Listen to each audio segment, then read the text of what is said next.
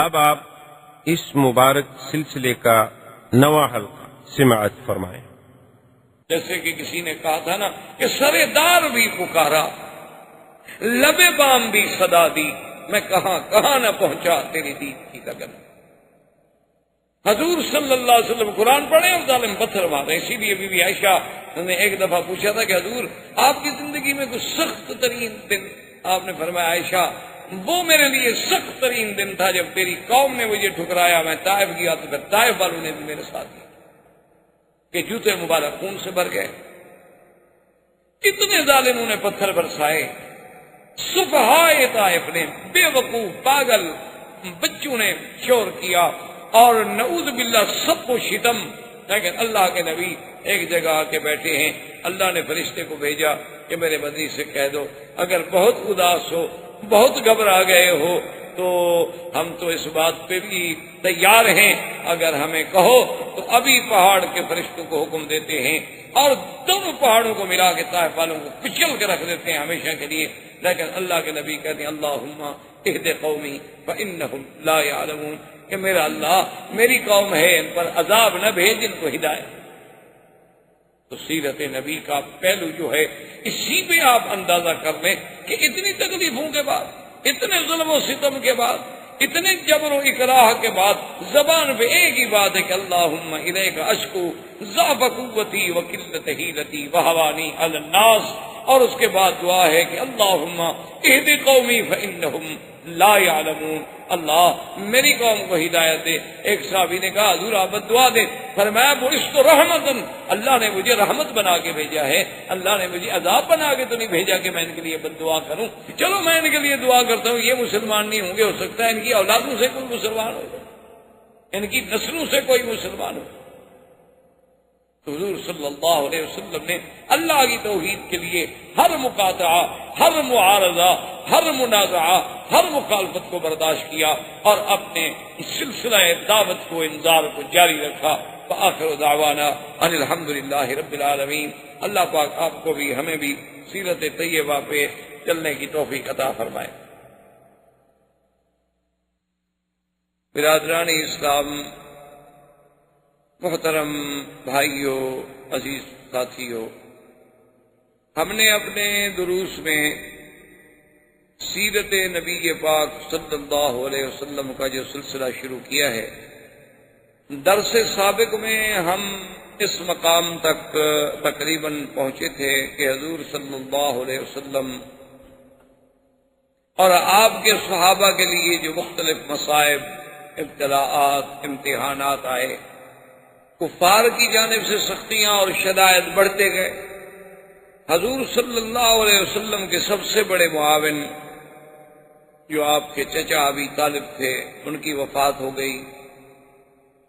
حضور صلی اللہ علیہ وسلم کی سب سے بڑی مناصرہ، معاونہ اور سب سے بڑی محسنہ اسلام سیدہ خدیجہ رضی اللہ تعالی عنہا کی وفات ہو گئی۔ اسی لیے اس کو عام الحزن کہا جاتا ہے کہ وہ تو سالی غم ہی غم۔ اب چونکہ ابی طالب کے دور میں جو فرق تھا وہ اتنا تھا کہ جو بڑے بڑے کفار تھے، روسائے قریش تھے، سردار تھے، بڑے بڑے حیثیت والے لوگ تھے، وہ آ کے حضور صلی اللہ علیہ وسلم کو ستاتے تھے، لیکن عام آدمی کو جرت نہیں ہوتی تھی کہ حضور صلی اللہ علیہ وسلم کے ساتھ بات کرے یا گستاخی کرے یا آپ کو تکلیف پہنچائے۔ لیکن ابی طالب کے مر جانے کے بعد تو راستہ ہی کھل گیا۔ پھر تو یہ ہے کہ بڑے ہیں، چھوٹے ہیں، بچے ہیں، سب نے حضور صلی اللہ علیہ وسلم کو ستانا شروع کر دیا۔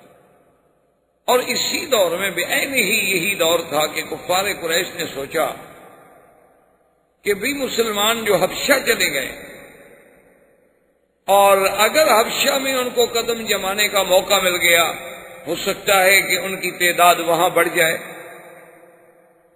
تو ہم کیوں نہ ایسا کریں کہ بادشاہ حبشہ کے پاس ایک وفد بھیجیں کہ وہ تو ہمارے بھاگے ہوئے غلام ہیں اور یہاں سے وہ بھاگ کے گئے ہیں، مہربانی کر کے وہ ہمیں واپس کیے جائیں۔ ان کو واپس لا کر ہم ایک تو ان پر ظلم و ستم شروع کریں، اور دوسری بات یہ ہے کہ آئندہ اسلام کو پھیلنے سے روک دیں۔ کفار قریش نے وفد بھیجا اور پھر یہ بھی فیصلہ کیا کہ بادشاہوں کا مزاج ہوتا ہے اسے کچھ نہ کچھ ہدیہ کوئی چیز پیش کی جائے تاکہ اکرام ہو اس کا، اور بادشاہ ان باتوں پہ خوش ہوتے ہیں۔ اب معلومات کیے گئے کہ بھی نجاشی جو ہے حبشے کا بادشاہ اصحما، اس کو کیا چیزیں زیادہ ہدیے میں پسند آتی، تو معلوم یہ ہوا کہ اسے چمڑے کی بنی ہوئی چیزیں بڑی پسند ہیں۔ تو اب جناب کفار قریش نے شام سے آیا ہوا اور ملکوں سے آیا ہوا، صنعا سے آیا ہوا، مختلف ملکوں سے چمڑے کی چیزیں جو آئی ہوئی تھیں وہ چیزیں خریدیں، اور بڑی اعلیٰ قسم کی نایاب قسم کی چیزیں انہوں نے۔ اس زمانے میں بھی چمڑے کے برتن بنتے تھے، ظروف بنتے تھے، یہ ڈیکوریشن پیس جیسے لائٹوں کے لیے ہوتے ہیں یہ بنائے جاتے تھے، پانی کے لیے برتن بنائے جاتے تھے، اور اس سے پہننے کے لیے جیسے آج کل آپ یہ جیکٹس وغیرہ پہنتے ہیں اس زمانے کے انداز کی وہ بنائی جاتی تھی، بڑی خوبصورت چیزیں بنتی، سرانے بنتے تھے، تکیے بنتے تھے، سب چمڑے کا کام ہوتا۔ تو انہوں نے بہرحال چمڑے کی چیزیں لی، اور اس کے بعد وفد کی قیادت بعض کتابوں میں آتا ہے کہ عمرو بن العاص نے کی، اور جا کر حبشہ میں نجاشی کو ملے، اور اس کے ملنے سے پہلے ان کے جو بطارقہ بطریق تھے، بطریق کہتے ہیں جو عیسائیت کے یوں سمجھ لیں پادری پنڈت جن کے مذہبی اثرات تھے، ان سے ملے، ان کو بھی ہدایہ دیے، اور ان سے کہا کہ آپ کو پتہ ہے یہ کون لوگ ہیں جو یہاں آئے ہوئے؟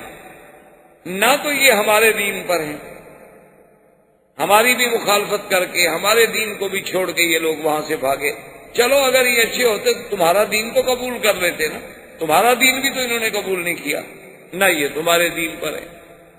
تو اب اس کا کیا مطلب ہے کہ ہمارا جو دین ہے مکے والوں کا وہ بھی غلط ہے، اور آپ کا جو دین ہے نصرانیت پر عیسائیت پر وہ بھی غلط ہے، تو یہی بس حق پر ہیں۔ ان لوگوں کو اگر موقع ملا تو یہ تو آپ کے ملک میں بہت بڑا فساد برپا کر دیں۔ انہوں نے کہا ٹھیک ہے، آپ بادشاہ سے ملیں، ملاقات کا ٹائم دے کے دیا۔ انہوں نے کہا جب بادشاہ پوچھے گا تو ہم آپ کی تائید کریں گے۔ لہذا قریش کا وفد پہنچا، انہوں نے بادشاہ کے سامنے اپنی باتیں رکھی، اور جو بطارقہ تھے بطریق تھے انہوں نے بھی تائید۔ انہوں نے کہا کہ ہاں بادشاہ سلامت، بات تو ٹھیک ہے، جو لوگ اپنوں کے نہیں بن سکے وہ ہمارے کیا بنے، لیکن اپنے لوگوں کو چھوڑ کے بھاگا ہے۔ لیکن بادشاہ بڑا ذہین تھا، بادشاہ تھا، اس نے کہا کہ بھئی نہیں، یہ نہیں ہو سکتا کہ میں کسی کو ایسے سزا دے دوں اور اس کے بارے میں معلومات نہ کروں، کیونکہ حضور صلی اللہ علیہ وسلم کی ایک حدیث مبارک میں بھی ہے کہ اگر قاضی کے پاس ایک آدمی آئے اور وہ کہے کہ دیکھو جی یہ میری آنکھ فلاں آدمی نے نکال لی ہے، تو آنکھ بھی نکلی ہوئی سامنے موجود ہے، یعنی کیس بڑا واضح ہے، لیکن قاضی کو جوش میں نہیں آنا چاہیے جب تک کہ دوسرے کو نہ بلائے، خدا جانے اس کی دونوں نکلی ہوئی ہوں، اس کی تو ایک نکلی ہوئی ہے۔ تو یہ ظلم ہوتا ہے کہ آدمی ایک طرف کا فیصلہ سننے کے بعد، ایک کے بیان سننے کے بعد فوراً حکم جاری کر دے۔ تو بادشاہ نے کہا کہ دیکھو بھئی آپ جانتے ہیں کہ میں تو ظلم نہیں کروں گا، میں تو پہلے ان کو بلاؤں۔ انہوں نے پیشی رکھ دی، اور اگلے جلسے پر انہوں نے بلایا۔ تو مسلمان جب گئے تو ان کی قیادت جو ہے وہ حضرت جعفر نے کی۔ حضرت جعفر یہ حضرت سیدنا علی رضی اللہ تعالی عنہ کے بھائی جعفر ابن ابی طالب جب آئے تو بادشاہ نے ان سے پوچھا کہ بھئی یہ لوگ کہتے ہیں ہمارے دین کے مخالف ہیں، اور میرے جو بطارقہ ہیں یہ کہتے ہیں تم لوگ ہمارے دین کے بھی مخالف ہو، آخر تمہارا دین کیا ہے؟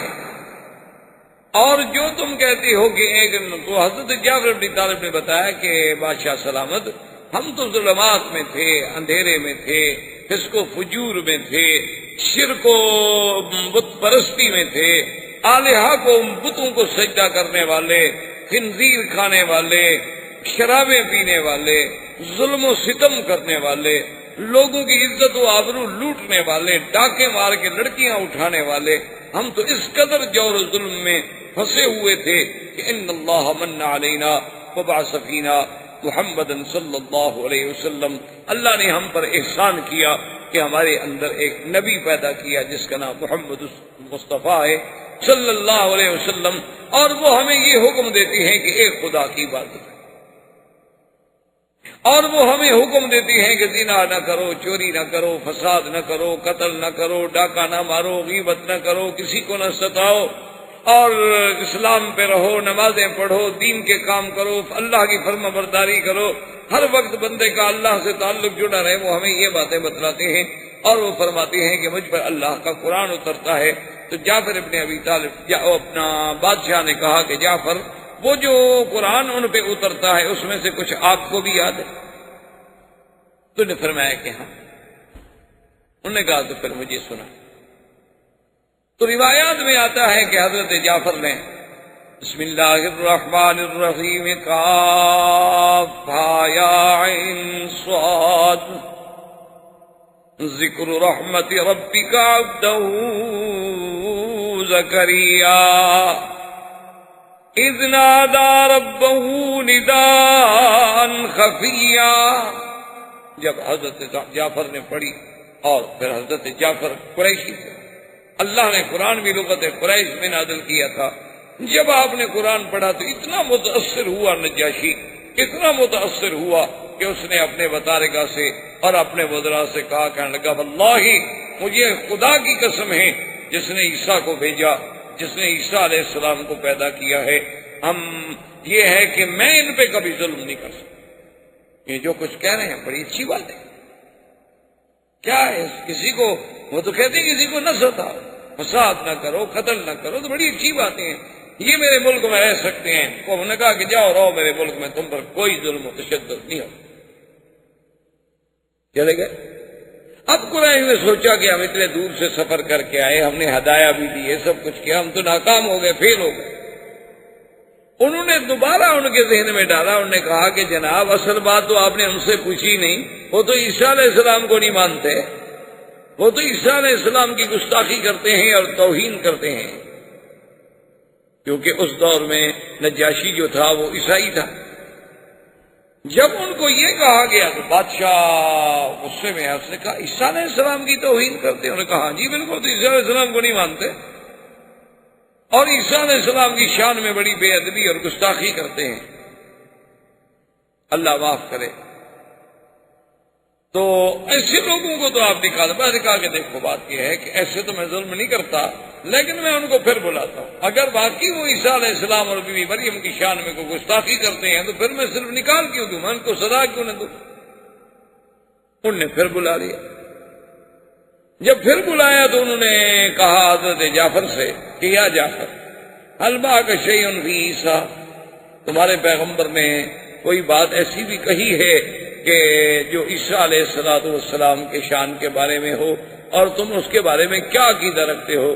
تو عیسیٰ علیہ السلام کے بارے میں حضرت جعفر نے تلاوت شروع کی، وَاذْكُرْ فِي الْكِتَابِ مَرْيَمَ إِذِ انتبذت من أهلها مكانا شرقيا فاتخذت من دونهم حجابا فأرسلنا إليها روحنا فتمثل لها بشرا سويا قالت إني أعوذ بالرحمن منك إن كنت تقيا قال انما انا رسول ربك لأهب لك غلاما زكيا۔ کہ بی بی مریم جب علیحدہ بیٹھی تھی، دیکھا کہ کوئی بندہ آ رہا ہے، تو بی بی صاحبہ نے کہا کہ میں اپنے اللہ کے نام پہ، اس رحمان کے نام سے پناہ پکڑتی ہوں، تم اللہ سے ڈرنے والے ہو تو میرے قریب بتاؤ کہ میں ایک عورت ہوں، تم جوان ہو، ادھر کیسے آ رہے؟ تو اب سیدنا جبریل نے فرمایا کہ انما انا رسول ربک، بی بی مریم کیوں گھبراتی ہو، میں کوئی بندہ نہیں، میں تو تیرے رب کا بھیجا ہوا قاصد ہوں، لأهب لك غلاما زکیا، اور میں تمہیں خوشخبری دینے آیا ہوں کہ اللہ تمہیں بہت پاکیزہ بچہ دیں گے۔ بی بی کہنے لگی کمال کی بات کرتے ہو، کیسے وہ پاکیزہ بچہ مجھے بچہ دیں؟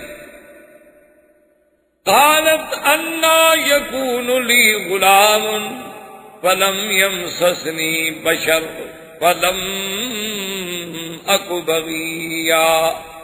بی بی مریم نے کہا کیا کہتے ہو آنے والے، مجھے کیسے بچہ ہوگا، مجھے تو آج تک کسی انسان نے چھوا بھی نہیں۔ یہ ہے صفت یہ ہے عفت، یہ ہے کمال۔ یاد رکھو میرے عزیز کہ عورت کا حسن و جمال جو ہے وہ اس کی عفت و حیا میں۔ جب عورت کا حیا چلا جائے وہ حسن نہیں باقی رہتا، وہ جمال نہیں باقی رہتا، وہ کمال نہیں باقی رہتا، وہ معصومیت نہیں باقی رہتی۔ اصل جو عورت کے لیے اللہ نے بیوٹی بنائی ہے نا، وہ اس کی عزت ہے، اس کا عصمت ہے۔ کہ اب دیکھیں کہ سب سے پہلی بات جو بی بی مریم کہتی ہے، جبریل سے مخاطب ہے، کہتی ہے کیا کر رہے ہو؟ لم یمسسنی بشر، مجھے تو کسی بندے نے ہاتھ تک نہیں لگایا۔ اور اللہ نے جو بی بی مریم کی قرآن میں تعریف کی ہے، اللہ نے جو قرآن میں بی بی مریم کی صفت بیان کی ہے، یہ آپ سورۃ التحریم اٹھا کے دیکھیں تو کیا ہے؟ وَمَرْيَمَ ابْنَتَ عِمْرَانَ الَّتِي أَحْصَنَتْ فَرْجَهَا فَنَفَخْنَا فِيهِ مِن رُّوحِنَا۔ اللہ فرماتے ہیں کہ بی بی مریم عمران کی بیٹی جس نے اپنی شرمگاہ کی حفاظت کی، یعنی سب سے بڑی وصف جو اللہ نے، یہ نہیں کہا کہ وہ خوبصورت تھی، یہ نہیں کہا وہ پڑھی لکھی تھی، یہ نہیں کہا کہ بڑی روزے رکھنے والی تھی، بلکہ کہا کہ سب سے بڑی بات یہ ہے کہ اس نے اپنے نفس کی حفاظت کی تھی، کہ زنا تو زنا، کسی کے ساتھ نکاح بھی نہیں ہوا تھا، اسے تو کسی غیر مرد نے ہاتھ تک نہیں لگایا۔ اسی طرح اللہ پاک نے جو قرآن میں فرمایا ہے، آپ دیکھیں گے کہ اللہ تبارک و تعالیٰ قرآن میں فرماتے ہیں کہ ہم نے وحور کأمثال اللؤلؤ المكنون، اللہ فرماتے ہیں ہم نے جنت میں جو حوریں رکھی ہیں بڑی بڑی آنکھوں والیاں، اور ایسے ہیں جیسے موتی صدف میں چھپا ہوتا ہے جس کو کسی نے ہاتھ نہ لگایا ہو۔ اور آگے قرآن پھر بس بیان کرتا ہے کہ لم یطمثہن انس قبلہم ولا جان، کہ وہ حوریں ایسی پاک ہوں گی کہ میرے جنت والے شخص جس کو وہ ملیں گی اس سے پہلے کسی انسان تو انسان، کسی جن نے بھی ان کو ہاتھ نہیں لگایا ہوگا۔ اصل صفت تو عورت کی یہ ہے کہ وہ ماں اور باپ کے گھر کے بعد اس کے بدن کو ہاتھ لگے تو پھر شوہر۔ یہ تھی عفت و عصمت عورت۔ اسی لیے یعنی سیدہ فاطمہ الزہرا رضی اللہ تعالی عنہا نے وصیت فرمائی تھی کہ سیدنا علی سے کہ میرا جنازہ رات کو پڑھ دیں۔ سیدنا علی نے فرمایا بھی کہ فاطمہ کیا کر رہی ہو؟ تم بنت رسول پاک ہو، تم جگر گوشہ محمد مصطفیٰ ہو، اور تمہارا جنازہ ہم رات کو اجنبیوں کی طرح چپکے سے پڑھ دیں اور دفن کر دیں۔ فرمایا علی میری زندگی میں مجھ پہ کسی کی نظر نہیں پڑی، میں چاہتی ہوں میرے جنازے پر بھی کم سے کم نظر۔ انہوں نے فرمایا کہ فاطمہ کیا کہہ رہی ہو؟ جنازے میں کوئی کیا دیکھ لے گا؟ آدمی کو چادر ہے، بندھا ہوا ہے، جنازے میں کیا دیکھا؟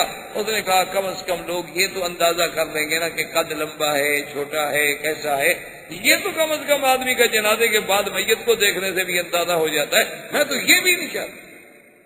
آپ اس کے مقابلے پہ آج موجودہ دور کی بیٹیوں کی آپ ذرا تصور کریں، ان کی تہذیب کا، ان کے تمدن کا، اور وہ اس پہ کتنا فخر کرتی ہیں جب وہ بازار کی زینت ہیں، جب وہ لوگوں کے لیے سنگار کرتی ہیں، جب وہ دیکھنے کی ایک ڈیکوریشن پیس ہے کہ اس کو سب دیکھتے رہیں کہ بڑا ہے عجوبہ ناز کا۔ یہ عورتیں عورت کہلانے کی بھی شرن حقدار ہیں۔ یہ چلتی پھرتی زندہ لاشیں ہیں، ان کو عورت کہنے ہی گناہ۔ شرعاً آپ ان کو عورت نہیں کہہ سکتے۔ عورت کا معنی یہ ہوتا ہے عورت الرجل من السرۃ الی الرکبۃ، کہ مرد میں عورہ کیا ہے، یعنی وہ چیز جو چھپانا جس کا ضروری ہے وہ ہے سرہ سے لے کر رقبہ تک، اور عورت کا کیا ہے من الراس الی الرجل، سر کے بالوں سے لے کر پاؤں کے ناخن تک اس کا چھپانا ضروری ہے۔ اسی لیے تو وہ کہتی ہے نا کہ یہ اب ہمارے یہاں دیکھا نا آپ نے شریعت اسلامی کا، ابھی تو بل آ رہا ہے 51 سال کے بعد، تو ابھی بل آیا ہے، خدا جانے کب یہ بل ہے یا بیل ہے، پتہ نہیں کب منڈی چڑھے گی، اللہ عالم۔ تو بہرحال جب بھی کسی کو اپنا خوف لاحق ہو، پھر اسلام بڑا یاد آتا ہے۔ جیسے آپ کا بڑے سے بڑا آدمی مر جائے مولوی یاد آتا ہے نا جنازے کے لیے، ویسے تو مولوی بڑی حقیر جانور ہے نا، کوئی مر جائے تو پھر مولوی کو بلاؤ، کیوں؟ ان کو تو پتہ ہی نہیں کہ ابا جی کو غسل کیسے دینا، ان نے کبھی پڑھا ہی نہیں کہ میت کو غسل کیسے دینا ہے، تو لازمی بیچارہ مولوی ہی دے گا۔ ورنہ اگر بیٹا جانتا ہو تو اس سے زیادہ کون حقدار ہے کہ مولوی غسل دے؟ لیکن باپ نے تو کبھی زندگی میں بیٹے نے باپ کو غسل نہیں کرایا، مرنے کے بعد کب قریب جائے گا؟ بلکہ اور بھی عورتیں کہیں گی اور دور رکھو جی، خام خواہ ایسا نہ ہو کہ میت اس کو بھی پکڑ لے، میت کے قریب ہی نہ جائے۔ تو یہ میرا کہنے کا مطلب شور آ رہا ہے ہر طرف، اسلام آ گیا تو یہ ہو جائے گا، اسلام آ گیا تو عورتیں اندر بیٹھ جائیں گی، اسلام آ گیا تو عورتیں قیدی بن جائیں گی، اسلام آ گیا تو 4 شادیاں ہو جائیں گی، پتہ نہیں اتنی عورتیں لے کے رکھی ہوئی ہیں کہ ہر آدمی کو 3 عورتیں دیں گے۔ کیا تہذیب ہے، کیا اعتراض ہے اللہ کے قرآن کے مقابلے؟ اور اعتراض کرنے والے کون ہیں؟ جنہوں نے نہ کبھی قرآن پڑھا ہے نہ حدیث مصطفیٰ پڑھی، لارڈ میکالے کا قانون پڑھا ہے، اس کے مطابق بیٹھے ہوئے ہیں کہ جناب آئین کی یہ دفعہ جو ہے اسلام سے ٹکراتی ہے۔ یعنی اب اسلام اتنا کمزور ہے کہ اگر لارڈ میکالے کے بنائے ہوئے قانون کی دفعہ ٹکرا جائے تو اسلام کو روک دو، اس دفعہ کو رہنے دو تاکہ آئین نہ ٹوٹے ہمارا۔ یعنی جو بندو نے بنائے ہیں آئین وہ تو نہ ٹوٹے، اللہ کا آئین ٹوٹتا ہے ٹوٹنے دو۔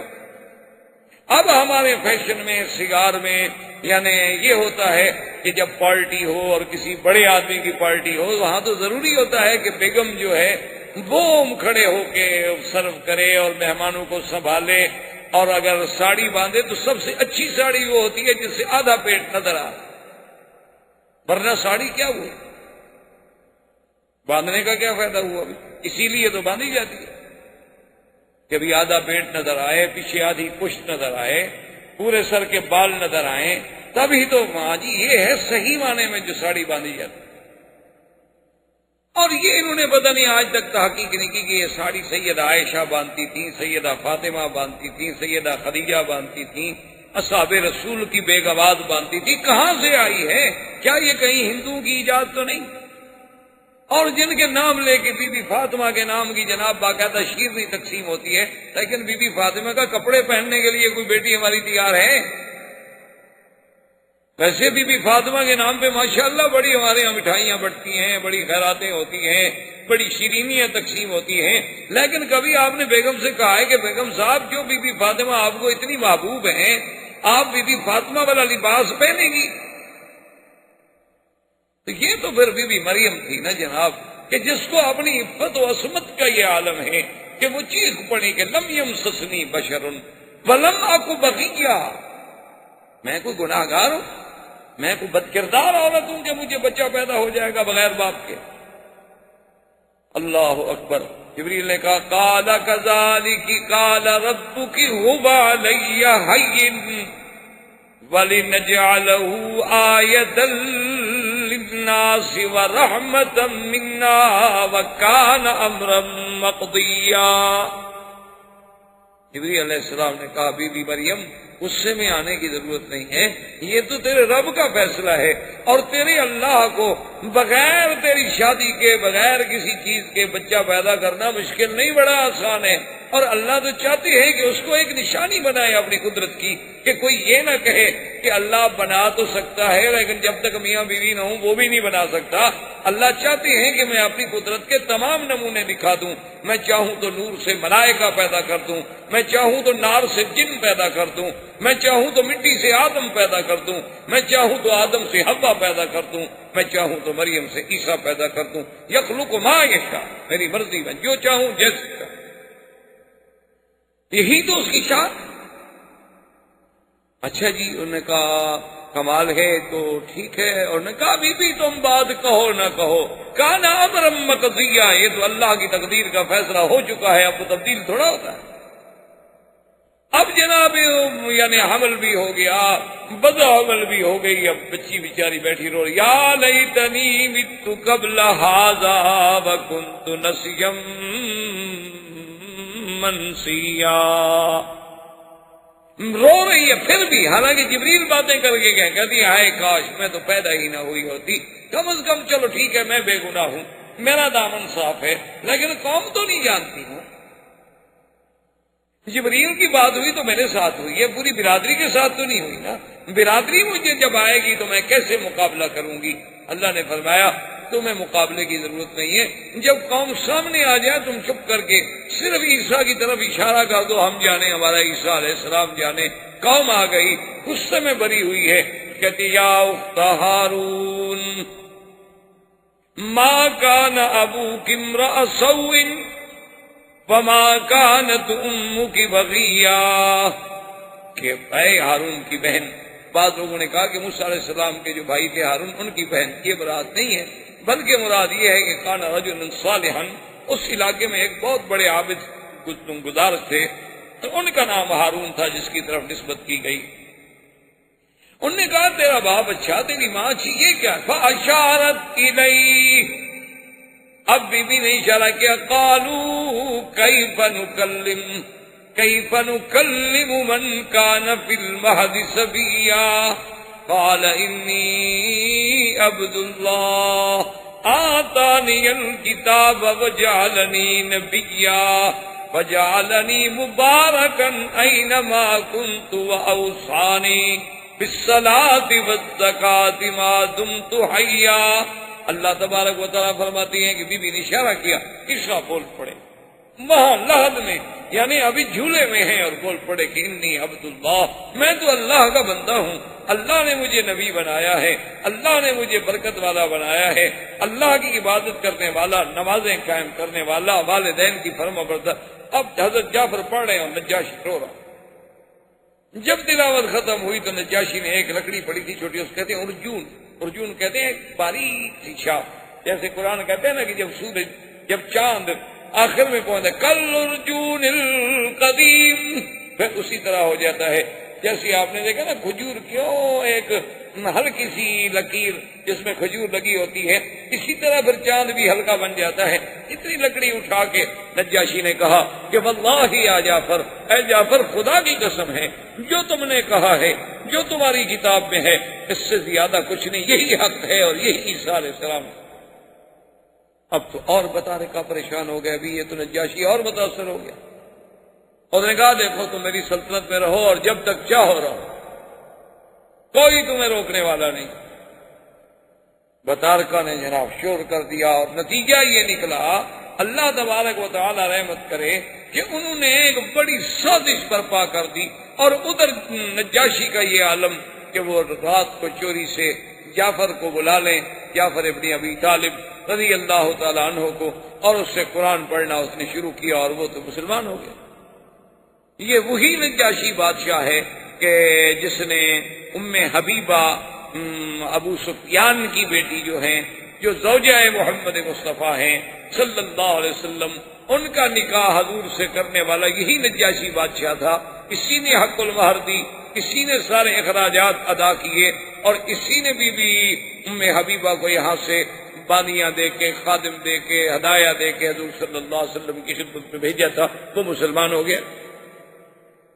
اب بطارکہ کو پتہ چلا کہ ہمارا تو بادشاہ گیا، مسلمان ہو گیا۔ بطارکہ نے سب اپنے بڑے بڑے جو پادری تھے، بڑے بڑے پنڈت تھے، راہب تھے، سب کو اکٹھا کیا، وفد بنا کہ بادشاہ سے آخری بات کرتے ہیں، یا ہماری بات مانے اور یا پھر شہنشاہیت چھوڑیں، ہم اس کے مخالف۔ تو بادشاہ سمجھدار تھا، اس نے کہا کہ اب میں کیسے ان سے جان چھڑاؤں؟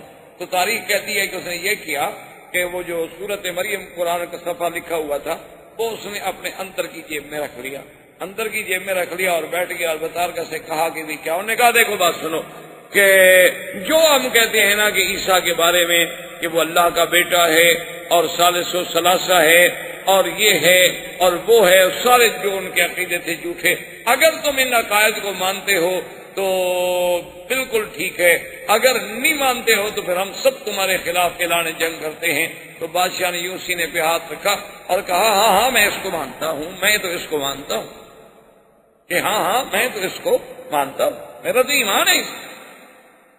حالانکہ وہ تو کہہ رہے تھے کہ میرے اندر ہے، اس میں ایمان ہے، جو کاغذ اندر چھپایا ہوا تھا قرآن لکھا ہوا۔ اور وہ پنڈت خوش ہو گئے کہ اچھا اسی پہ ایمان گاوا جی، زندہ باد زندہ باد۔ بس ایک قوم تو ایسی ہوتی ہے نا، مرضی میں زندہ باد، مرضی میں مردہ باد۔ قوم کا کیا، ایک منٹ میں ان سے کہہ دو بھی نماز نہیں پڑھو گے، کہیں گے ٹھیک ہے چلو، اگر چھٹی ملتی ہے تو اچھی بات، اور کہو بھی نماز پڑھنی چاہیے، کہیں ٹھیک ہے اچھی بات ہے یار، واقعی نماز پڑھنے سے ثواب ہو۔ قوم کا کیا، ان کے نزدیک تو کہتے ہیں جی دین میں بڑی آسانی ہے، پڑھ لو نہ پڑھو نہ پڑھو، کیا فرق کیا پڑا۔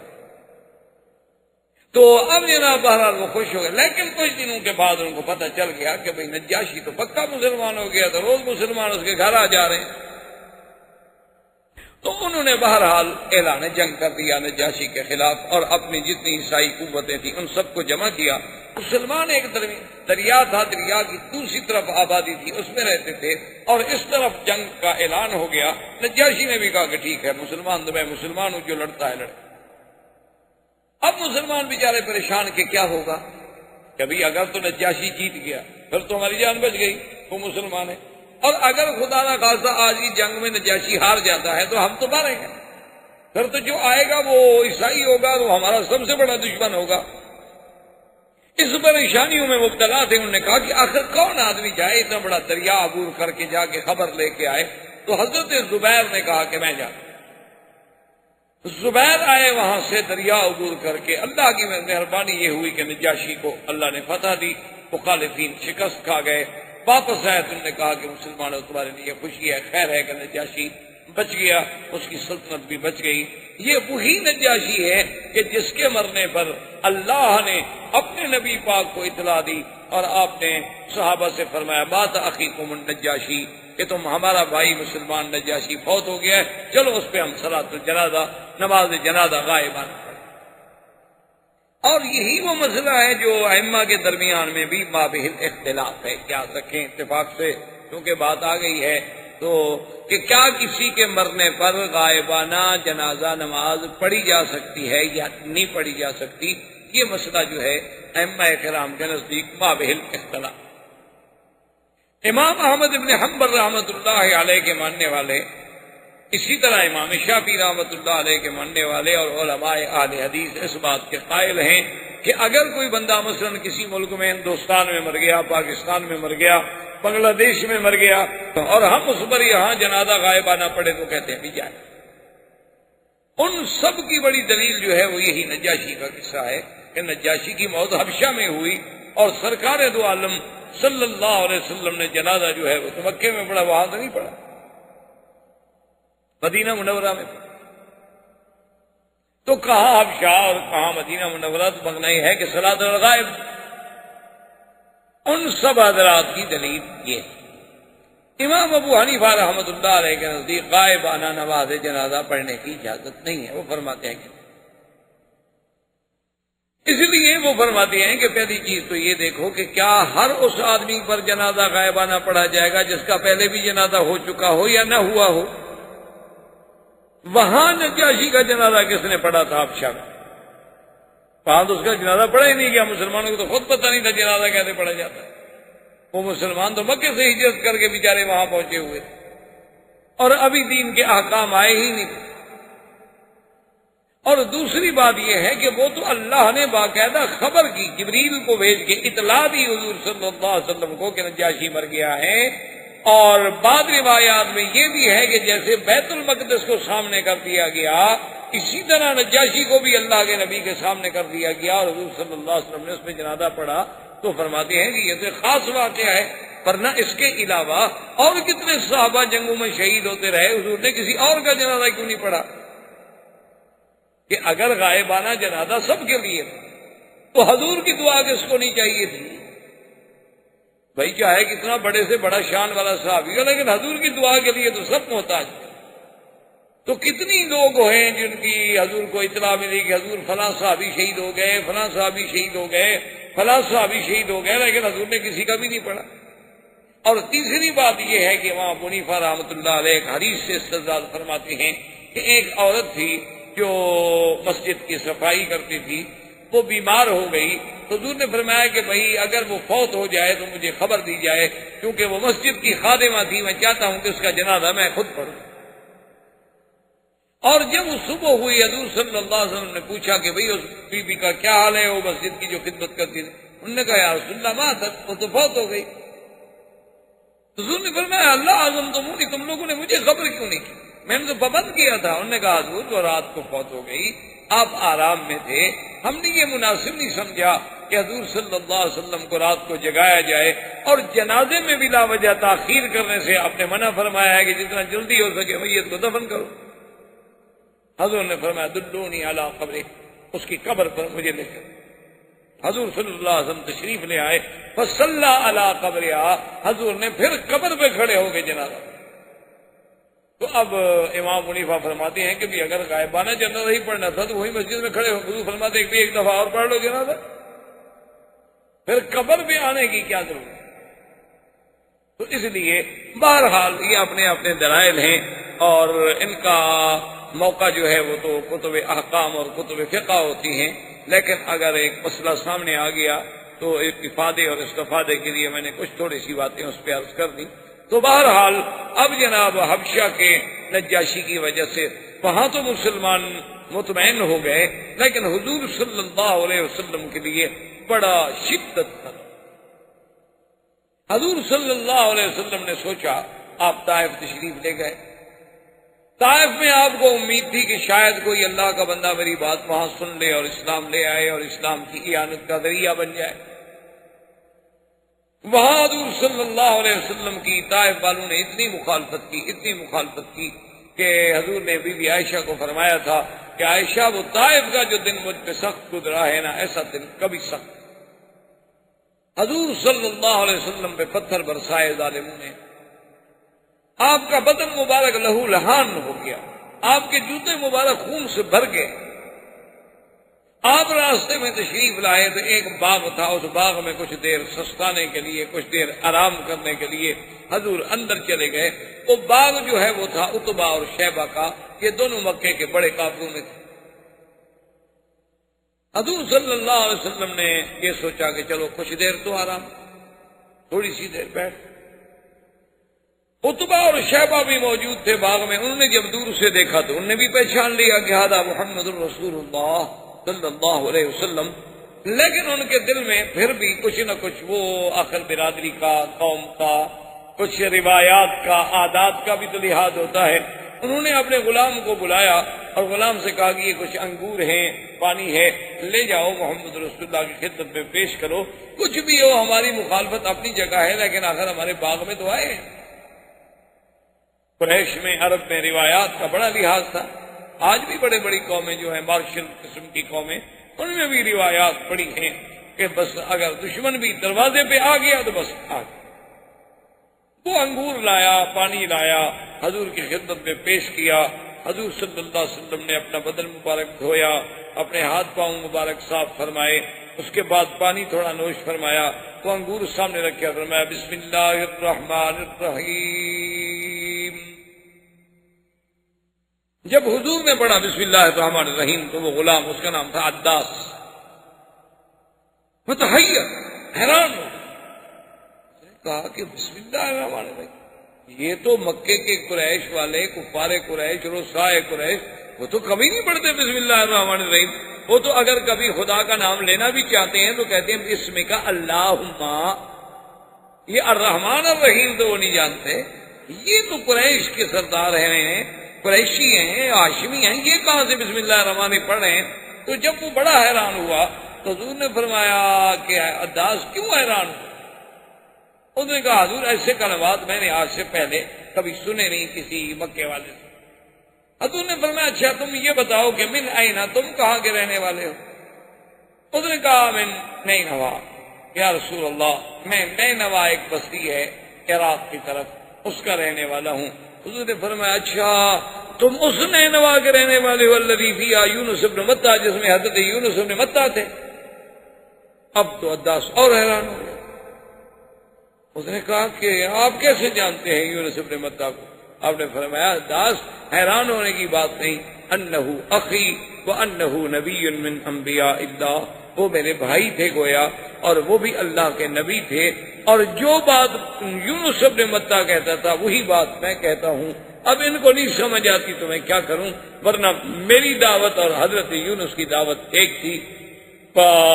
ہم قبل راس رسول اللہ، عداس تو جی بس گر پڑا، حضور کے ماتھے کو بوسہ دے رہا ہے، حضور کو چوم رہا ہے، اور عتبہ شیبہ دور بیٹھے دیکھ رہے ہیں کہ یہ کیا ہو گیا؟ یہ ہم نے غلام بھیجا تھا کہ جا کے انگور پہنچا دو، ہمارا تو غلام بھی گیا۔ واپس آیا غلام، انہوں نے کہا تمہیں کیا ہو گیا، تم کیوں چوم رہے تھے؟ اس نے کہا بات سنو کہ ٹھیک ہے کہ میں تمہارا غلام ہوں، لیکن واللہ انہ رسول، یہ میں تمہیں صحیح بات کہہ رہا ہوں خدا کی قسم ہے وہ اللہ کا سچا نبی۔ جو بات اس نے مجھے بتلائی ہے نا، وہ نبی کے بغیر کوئی جانتا ہی نہیں، تو وہ کیسے بتلا سکتے ہیں؟ میرا یقین ہے۔ کہا نہیں چھوڑو چھوڑو، بس تم ایسی بات میں نہ پڑھو، تم پھر نہ جانا ان کے پاس۔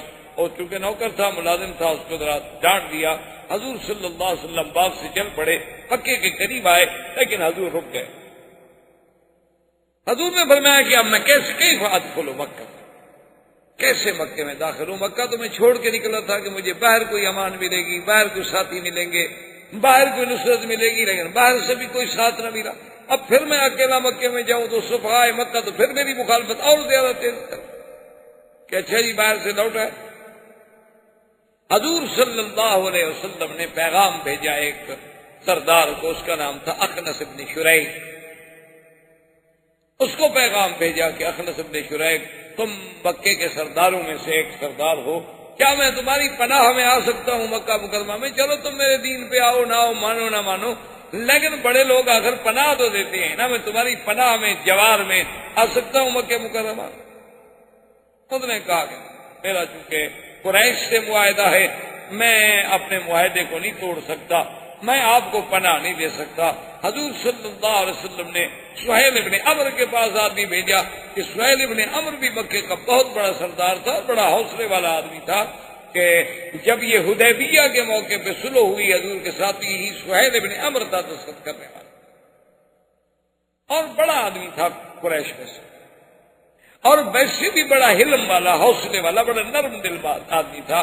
کہ جب وہ آیا تھا نا سہیل، تو حضور نے فرمایا اپنے صحابہ سے کہ ابشرو، جو آ رہا ہے تو کافر لیکن سہیل ہے، معاملہ سہل ہی رہے گا، سختی نہیں ہوگی۔ سہیل ابن عمرو کو آدمی بھیجا حضور نے کہ حل انظر بجوارک بمکہ، تمہارے جوار میں مکے میں اتر سکتا ہوں؟ انہوں نے کہا لا یا رسول، میں آپ کو پناہ نہیں دے سکتا کیونکہ میں حلیف ہوں قریش۔ حضور صلی اللہ علیہ وسلم اور پریشان، اور اسی اسنا، اب دیکھیں ایک طرف پریشانیوں کا یہ عالم، یعنی مصیبتوں کے پہاڑ ٹوٹ پڑے ہیں، اور ادھر جبریل نازل ہوتے ہیں اور آ کر حضور صلی اللہ علیہ وآلہ آلہ واصحابہ وسلم تسلیما کثیرا کثیرا پہ سلام کہتے ہیں، اور کہتے ہیں کہ اللہ پاک نے سلام بھیجا ہے، وَأَرْسَلَ مَعِي مَلَكٌ مِّنَ الْمَلَائِكَةِ يُسَمَّى مَلَكُ الْجِبَالِ، اللہ نے میرے ساتھ ایک اور فرشتہ بھی بھیجا ہے جس کا نام جبال، پہاڑوں کا فرشتہ ہے، کہ پہاڑوں پر اس کی ڈیوٹی ہے۔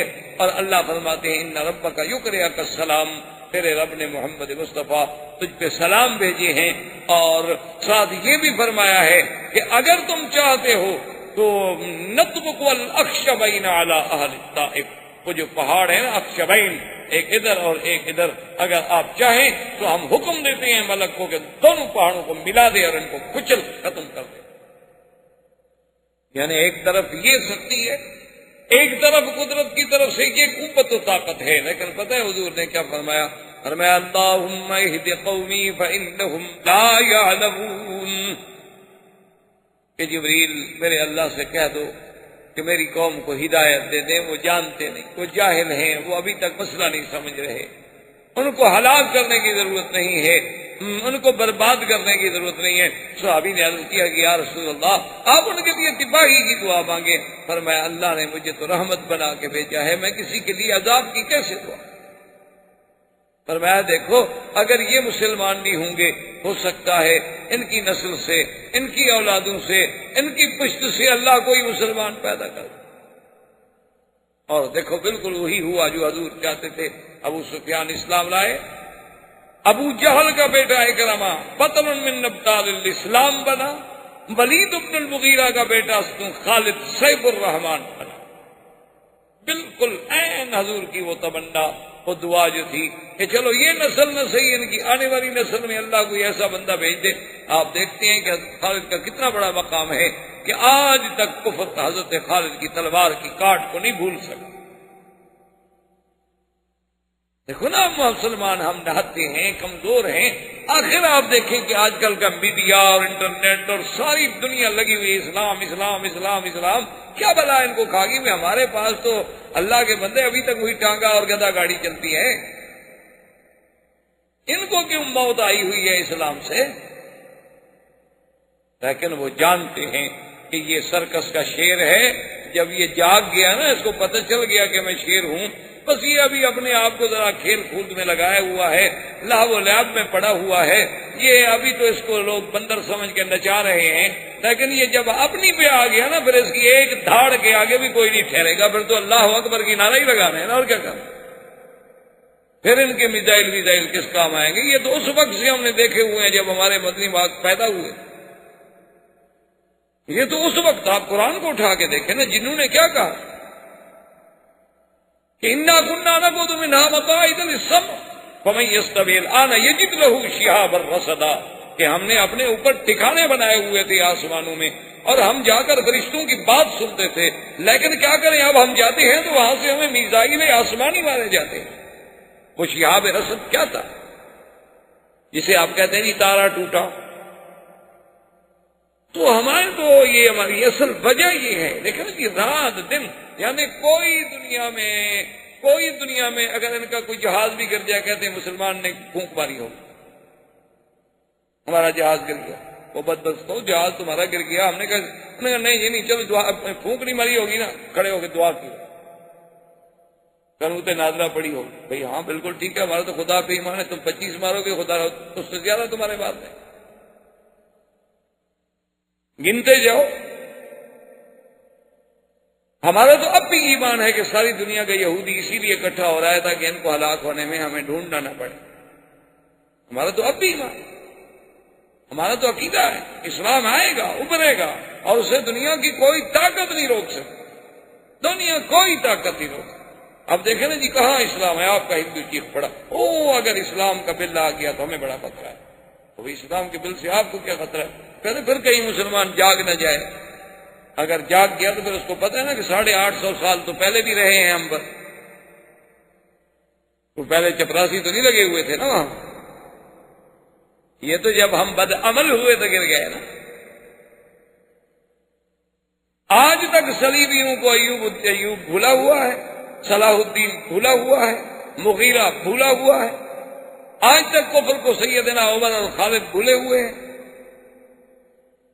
ایسی قوم کبھی دیکھی ہوگی کہ ان کو یعنی دشمن کہہ رہا ہے کہ حضرت خالد خیال رکھنا، ہماری قوم کے پاس سائنائڈ ایک زہر ہوتی ہے، وہ انہوں نے اپنی انگوٹھیوں میں چھپائی ہوتی ہے تاکہ اگر دشمن پکڑ لے تو بس ذرا چکھ لی اور بندہ ختم ہو گیا.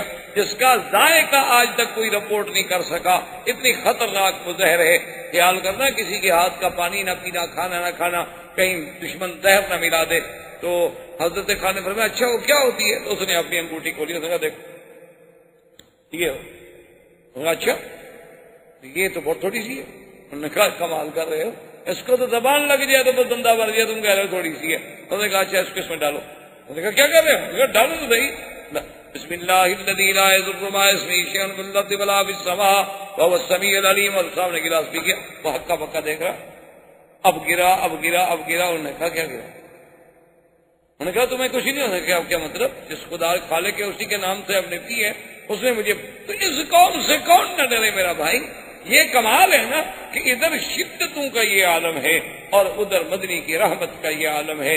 کہتے ہیں اللہ اہد قومی فانہم لا یعلمون، میری قوم کو ہدایت عطا فرما دے.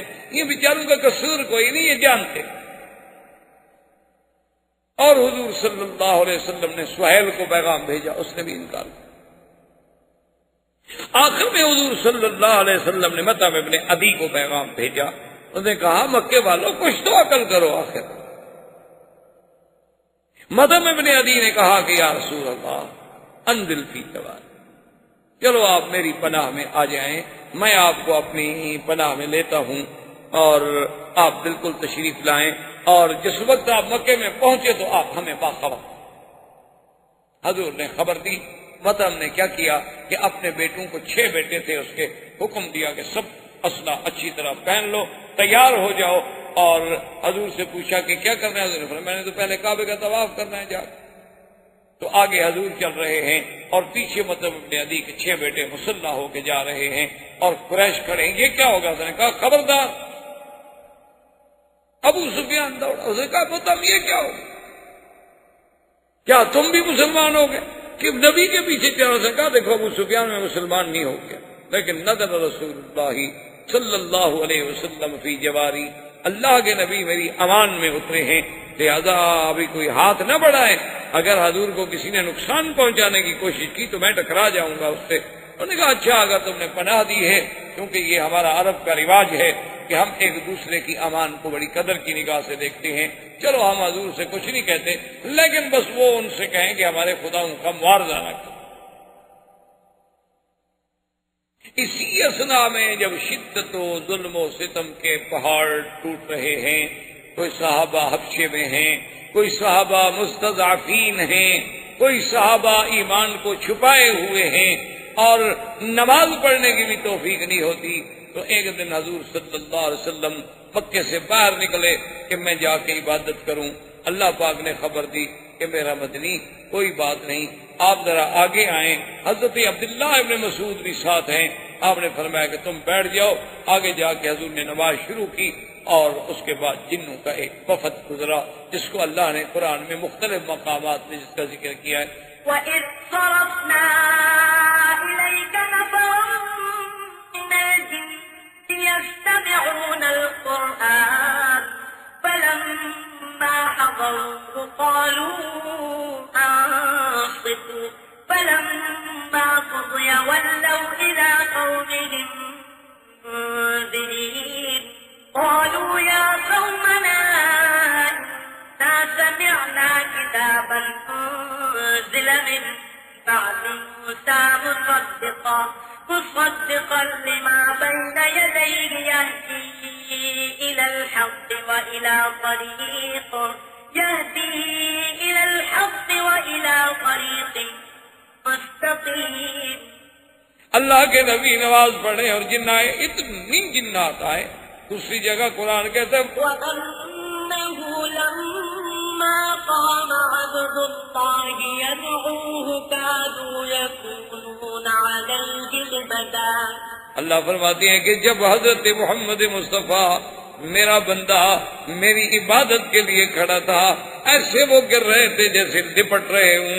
حضرت عبداللہ بن مسعود فرماتے ہیں واللہ ان کی کثرت کی وجہ سے مجھے محمد عربی بھی نظر نہیں آتے تھے, اور ان کے سر ایسے نظر آتے تھے, چھوٹے چھوٹے سر ہیں, لیکن اتنی مخلوق ہے ان کی حد و حساب کوئی نہیں کہ کتنے لوگ ہیں. اور اس کے بعد جب حضور قرآن سے فارغ ہوئے تو اسلام لائے اور انہوں نے کہا کہ یا رسول اللہ ہم نصیبین کے جن ہیں, ہم تو اس بحث میں تھے کہ وجہ کیا ہو گئی کہ آسمانوں پہ ہمارا جانا رک گیا ہے. انا لا ندری اشر ارید بمن فی الارض ام اراد بهم ربهم رشدا. ہمیں تو پتہ کوئی نہیں, پہلے ہم باتیں سنتے تھے, ملائکہ کی باتیں سن کے اپنے کاہنوں کو بتلاتے تھے, لیکن سب پہرے لگ گئے, ہم اسی ڈھونڈنے میں نکلے تھے. لیکن آپ کا چہرہ دیکھ کر قرآن سننے کے بعد ہمیں بالکل یقین ہے کہ آپ اللہ کے سچے نبی ہیں, مہربانی کر کے ہمیں مسلمان کریں. حضور کے ہاتھوں پہ جناب اب سینکڑوں ہزاروں جن مسلمان ہو رہے. اللہ نے ایک جانب سے تسلی کی محمد مصطفیٰ لا تحزن, غم نہ کریں, فکر نہ کریں, اگر مکے والے مسلمان نہیں ہوں گے تو میری کوئی ایک مخلوق تو نہیں ہے, میرے پاس تو اور مخلوق بھی موجود ہے. اگر یہ اسلام نہیں لائیں گے تو آپ کے اسلام کو بھی نقصان ہو جائے گا, ہم اور قوم بھیج دیں. اب یہی میں عین ہی شدت کے اور تکالیف کا دور ہے کہ عین اللہ تبارک و تعالیٰ کی رحمت جوش میں آئی کہ اپنے نبی کی تسلی کے لیے, اطمینان قلب کے لیے اور تطمین کے لیے کہ میرے مدنی کا رات اور دن جو ہے ستم میں گزر رہا ہے اور تکالیف میں گزر رہا ہے, پریشانیوں میں گزر رہا ہے, تو یہاں غم و اندوہ کی آخری حد ہے، اور وہاں میری رحمت کے فیصلے، اللہ کی رحمت کے فیصلے ہو رہے ہیں کہ ہم نے اپنے نبی کو تسلی بھی دینی ہے اور اپنے نبی کو اپنے قدرت کی آیات بھی دکھلانی ہے اور آپ کا شان بھی بلند کرنا ہے۔ اور اللہ کی تقدیر نے اسراء اور معراج کا فیصلہ کیا، کیونکہ اب یہ وہی دن ہے جس میں میرے مدنی کو معراج ہوتا ہے، جس کا پہلا حصہ اسراء ہے اور دوسرا حصہ معراج ہے۔ زندگی باقی تو بات باقی انشاءاللہ، وما علینا الا البلاغ۔ برادران اسلام، محترم بھائیوں، عزیز نوجوانوں، سیرت پاک کے سلسلے میں کچھ عرصے سے یہ سلسلہ دروس جاری ہے، اور ہم نے سیرت مبارکہ کے کچھ حصے، کچھ احوال، کچھ حالات پڑھے، بیان کیے اور سنے۔ تو جب حضور صلی اللہ علیہ وسلم کے لیے مکہ کی سرزمین تنگ ہو گئی تو آپ طائف تشریف لے گئے۔ طائف والوں نے بھی استقبال کے بجائے بڑا شدید رد عمل ظاہر کیا، حضور صلی اللہ علیہ وسلم کے بدن مبارک کو زخمی کیا۔ صفحاء طائف نے حضور صلی اللہ علیہ وسلم پہ آوازیں کسے، آپ کے پاؤں مبارک ان سے بھر گئے۔ اسی عالم میں پھر حضور صلی اللہ علیہ وسلم واپس سرزمین حرم مکہ مکرمہ کو لوٹے تو آپ کے لیے یہ دن جو تھے بڑے شدید ہموم اور غموم کے دن۔ ایک طرف حضور صلی اللہ علیہ وسلم پر یہ پریشانیوں کا اور دکھوں کا عالم تھا، عام الحزن تھا، معاونین وفات کر گئے، مساعدین کے پاس اتنی قوت و طاقت نہیں کہ وہ دشمنوں کا مقابلہ کر سکیں، اور اللہ کے نبی اللہ کی دعوت کے لیے ہر وقت بے چین ہیں۔ تو اللہ کی قدرت اپنے فیصلے فرما رہی تھی کہ اللہ نے ایک فیصلہ فرمایا کہ اپنے نبی کے لیے اسراء اور معراج، تاکہ ایک تو حضور کی شان میں اور زیادہ بلندی ہو، دوسرا حضور صلی اللہ علیہ وسلم کا اطمینان قلب حاصل ہو اور آپ کے غموں کا بداوا ہو، اور پورے عالم پر یہ چیزیں جو ہیں جب آشکارا ہوں گی تو پھر انہیں شان محمد مصطفیٰ صلی اللہ علیہ وسلم کا علم ہوگا۔ اور ساتھ ایک گنا تسلی تھی کہ میرا مدنی صرف مکہ اور طائف سے آپ گھبرا رہے ہیں کہ یہ آپ کا ساتھ نہیں دے رہے، ہم تو پوری دنیا کو، آسمان کو بھی آپ کے مسخر کرنے والے ہیں، یہ تو چھوٹے سے شہر ہیں۔ تو اللہ کی تقدیر نے آپ کے اسراء اور معراج کا فیصلہ۔ اب یہ بات یاد رکھیں کہ عام طور پر ہمارے ہاں انڈو پاک میں لفظ معراج ہی زیادہ استعمال ہوتا ہے، حالانکہ حضور صلی اللہ علیہ وسلم کا یہ سفر مبارک جو ہے اس کے دو حصے، ایک حصہ جو ہے وہ اسراء ہے اور ایک حصہ مبارک جو ہے وہ معراج ہے۔ اسراء کا معنی ہوتا ہے سیر، اور خاص طور پر وہ سیر جو رات کے کسی حصے میں کی جائے اس کو کہتے ہیں اسراء۔ کیونکہ عرب میں، محاورات عرب میں کچھ کلمات ایسے ہوتے ہیں جو کسی خاص وقت کے ساتھ تعلق ہے، ورنہ سیر کا لفظ تو سیر ہے، لیکن جب عربی میں اسراء کا لفظ سیر کے معنی میں معنی یہ ہوتا ہے کہ رات کی تاریکی میں یا رات کے کسی حصے میں جو سفر کیا جائے اس پر سیر کا اطلاق۔ اسی طرح پورے قرآن مقدس میں آپ نظر ڈالیں گے تو جہاں جہاں آپ کو لفظ اسراء ملے گا، جیسے یہاں پر میں اسریٰ بعبدہ لیلا، سبحان الذی اسریٰ بعبدہ لیلا من المسجد الحرام الی المسجد الاقصی۔ اسی طرح اللہ نے حکم دیا تھا حضرت لوط علیہ السلام کو، بصری بأہلک، کہ اپنے بچوں کو، اپنے گھر والوں کو لے کے رات کو آپ چل پڑیں۔ تو ایک تو یاد رکھیں کہ میرے آقا سرکار دو عالم رحمت دو جہاں سیدنا محمد الرسول اللہ صلی اللہ علیہ وسلم کا جو قصہ معراج ہے اس کے دو حصے، ایک حصے کا نام ہے اسراء اور ایک حصے کا نام ہے معراج۔ اسراء کا معنی یہ ہے کہ مسجد الحرام سے مسجد اقصی تک، یعنی مکہ سے شام تک، بیت المقدس تک، یہ اسراء۔ پھر بیت المقدس سے آسمانوں پر لے جایا گیا، یہ معراج ہے۔ اسراء سیر سے ہے اور معراج جو ہے وہ عروج سے۔ عروج کا معنی بلندی، بلندیوں پر جب لے جایا گیا تو اسی کو کہا جاتا ہے معراج۔ ایک بات تو آپ یہ ذہنوں میں رکھ لیں۔ دوسری بات یہ یاد رکھ لیں کہ ابتدائی زمانے سے لے کر، یعنی صحابہ کے دور سے لے کر آج تک جتنے علماء ہیں ان میں یہ مسئلہ بڑا ہی مختلف بھی ہے، اور اس میں زیادہ سے زیادہ دو جماعتیں ہیں۔ ایک جماعت کا تو یہ خیال ہے، اس لیے کسی کو برا نہیں کہنا چاہیے، ایک بات ہمیشہ دماغوں میں رکھ لیں کہ جب اس مسئلے میں صحابہ کے بھی دو گروہ ہو جائیں تو وہ دونوں حق پہ ہوتے ہیں، اس لیے ہم کسی کو برا نہیں کہنا، کیونکہ صحابہ حضور نے فرما دیا ہے کہ تاروں کی مانند ہیں، ستاروں کی مانند ہیں، فَبِأَيِّهِمْ اقْتَدَيْتُمْ اهْتَدَيْتُمْ، تم نے کسی کا بھی دامن پکڑ لیا تو کامیاب ہو جاؤ۔ اور یہ ہمارا ایمان ہے کہ صحابہ سچے ہیں، صدوق ہیں، عدول ہیں، وہ اپنی طرف سے کوئی بات نہیں کہتے جب تک کہ انہوں نے حضور صلی اللہ علیہ وسلم سے کوئی بات نہ سنی، تو جب انہوں نے حضور سے سنی ہوگی بات ٹھیک ہے۔ تو اس لیے اگر کسی مسئلے میں اختلاف ہو نا جی، یہ تو اصل میں بڑی کم ظرفی اور تنگ نظری، یا جسے آپ یوں کہیں کہ کم علمی کی بات ہوتی ہے کہ لوگ لڑائیاں کرتے ہیں کہ جی ایک نے آمین زور سے کہہ دی، ایک نے ایسا کہہ دی تو لڑائی ہو گئی، ایک نے رفع دین کر دیا، ایک نے نہ کیا تو لڑائی ہو گئی۔ تو یہ حالانکہ علمی لوگ ایسی باتوں سے بڑا دور ہوتے ہیں، اور نہ ہی یہ مسائل جو ہیں وہ لڑائی کے ہیں، بلکہ یہ تو علمی مسائل ہیں، علمی تحقیقات کے تقاضا رکھتے ہیں۔ تابعین میں بھی یہ قول رہے، صحابہ میں بھی یہ جماعتیں رہیں رضی اللہ تعالی عنہم اجمعین۔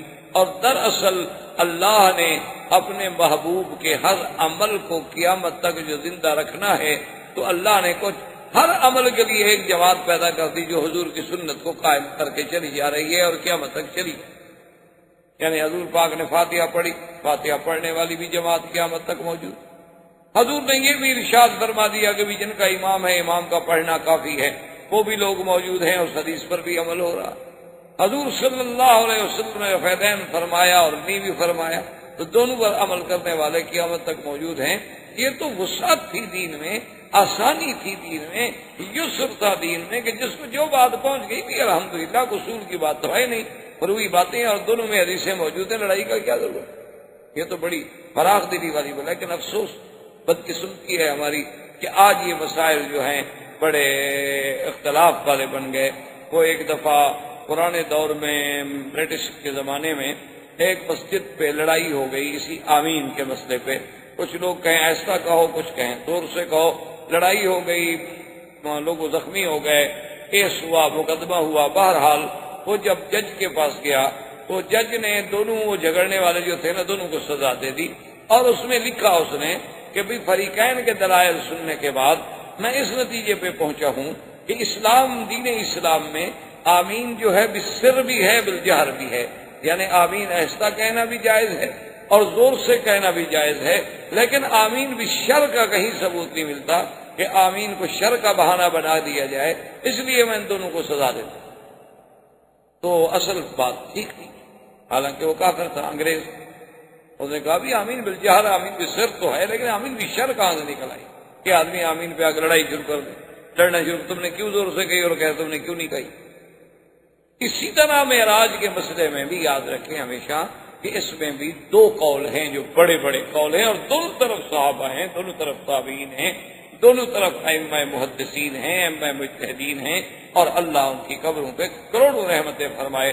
کسی کے بارے میں کبھی دل میں ذرا سا بھی برائی کا خیال نہ رہے، یہ ہمیشہ یاد رکھیں، ورنہ ان کا تو کچھ نہیں بگڑے گا، ہمارا خاتمہ ٹھیک کیا. جب اللہ کسی سے ناراض ہوتا ہے تو اس کو اپنے بزرگوں کا دشمن بناتا ہے.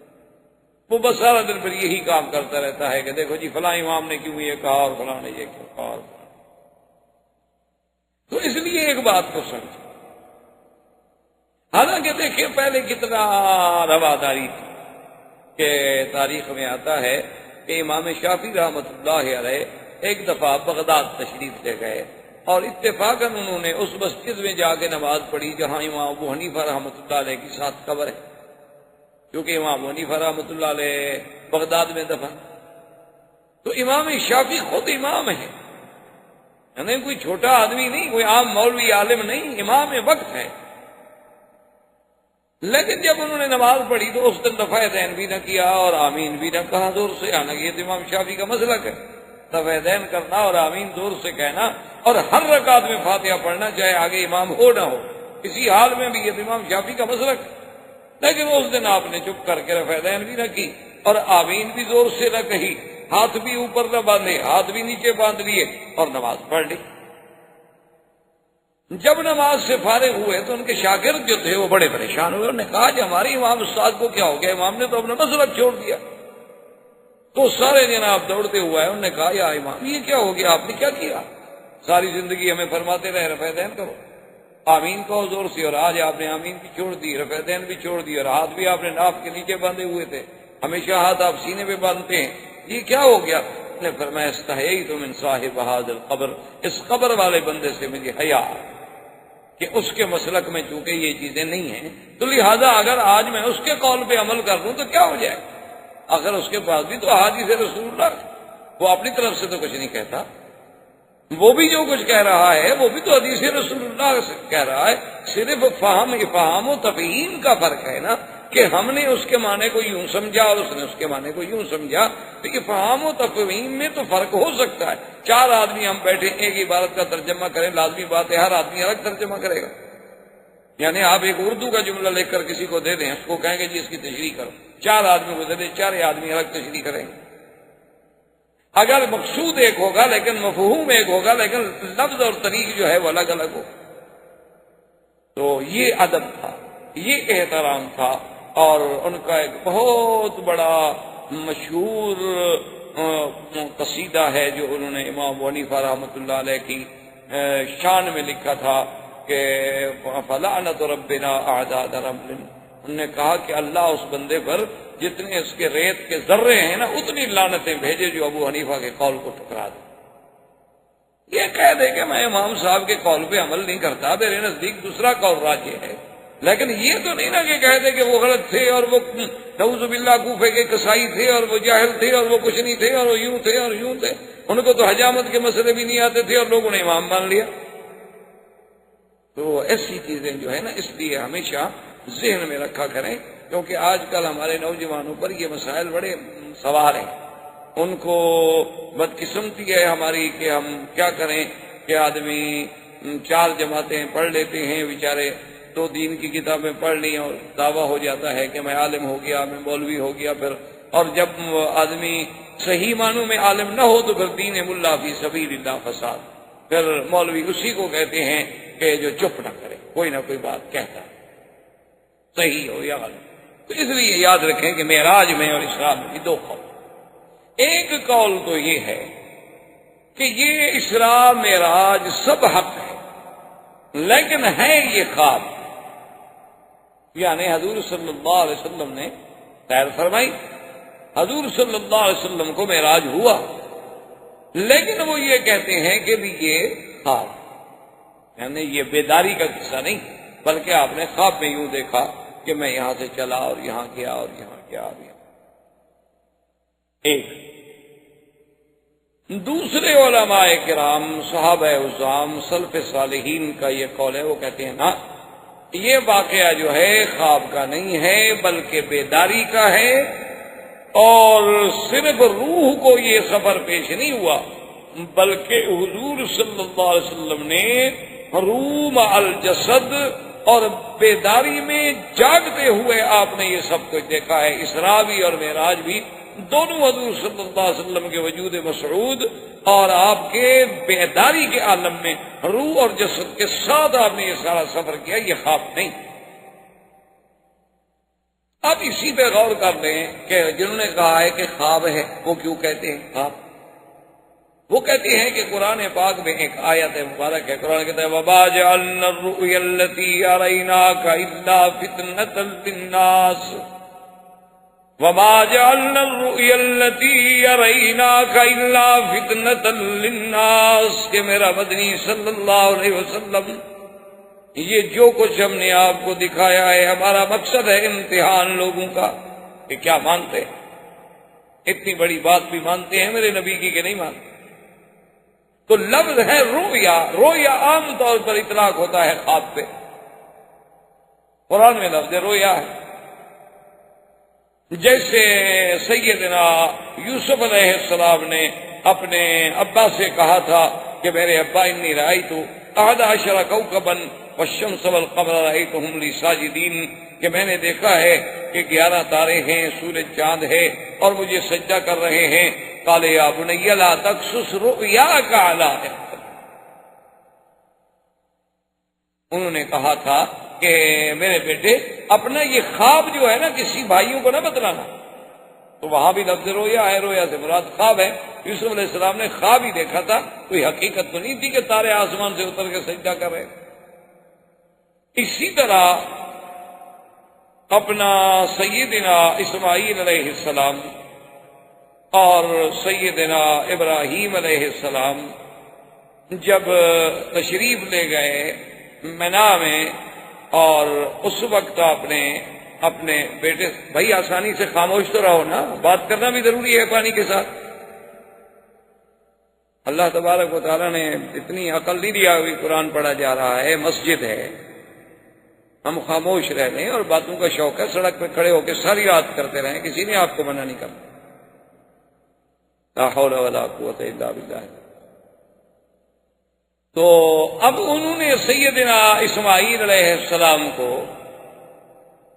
سیدنا ابراہیم الخلیل علیہ السلام نے جب تشریف لے گئے تو کیا کہا تھا قرآن؟ انی ارا فی المنام انی اذبحک فانظر ماذا ترى،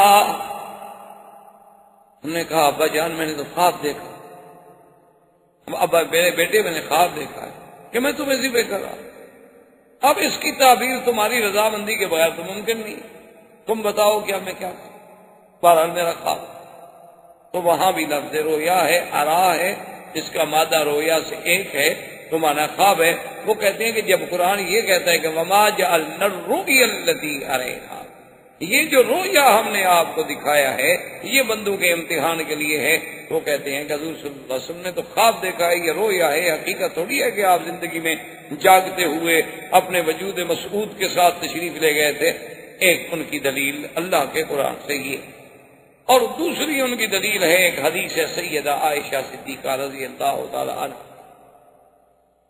کہ بی بی عائشہ صدیقہ رضی اللہ تعالی عنہ فرماتی ہیں کہ ما فقدت وجود رسول اللہ صلی اللہ علیہ وسلم عن فراشی، بی بی عائشہ فرماتی ہیں خدا کی قسم میں نے تو حضور کو اپنے بستر سے دور نہیں پایا، یعنی حضور بستر پہ موجود تھے۔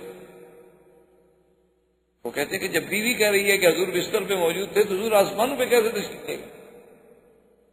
وہ خواب تھا، خواب میں جا سکتے ہیں لیکن اپنے وجود مسعود کے ساتھ تشریف نہیں لے گئے کہ بی بی عائشہ کہہ رہی ہیں کہ میں نے تو حضور کے بدن کو اپنے بستر سے غائب نہیں پایا، حضور صلی اللہ علیہ وسلم بالکل اپنے بستر پہ موجود تھے۔ یہ دوسری دلیل۔ تیسری دلیل ان کی یہ ہے کہ سیدنا معاویہ رضی اللہ تعالی عنہ جو کاتب الوحی ہیں محمد مصطفیٰ صلی اللہ علیہ وسلم،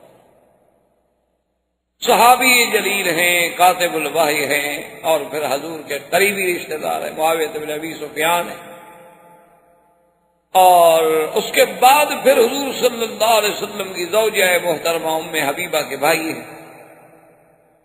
وہ بھی ایک روایت فرماتے ہیں، وہ کہتے ہیں کہ جو لوگ یہ کہتے ہیں کہ حضور صلی اللہ علیہ وسلم اپنے وجود مسعود کے ساتھ بیداری میں جاگتے میں آسمانوں پہ تشریف لے گئے. وہ کہتے ہیں بھئی ان کو غلط فہمی ہوئی ہے. بہرحال یہ حضور کا معراج تو ہے لیکن روحانی ہے. آپ کی روح مبارک کو اللہ نے یہ ساری سیریں کرائی ہیں لیکن آپ کا جسد مبارک جو ہے وہ اس کو ساتھ نہیں بھیجا. تو ان کے دلائل یہ میں نے مختصر عرض کر دی اور اس کے علاوہ بھی دلائل. اور جو صحابہ تابعین محدثین ائمہ مجتہدین ائمہ فقہا اس بات کے قائل ہیں وہ کہتے ہیں کہ نہیں بالکل یہ خواب نہیں بلکہ حقیقت ہے. یہ خواب نہیں ہے. ان کی دلیل یہ ہے کہ جب اللہ نے قرآن میں فرمایا کہ اسری بعبدہ سبحان الذی اسری بعبدہ إلى المسجد الأقصى لفظ عبد کا اطلاق روح پر کبھی ہوا ہی نہیں کہ روح ہو اور کہا اس کو کہا. یہ کبھی نہیں ہوا سارا پر.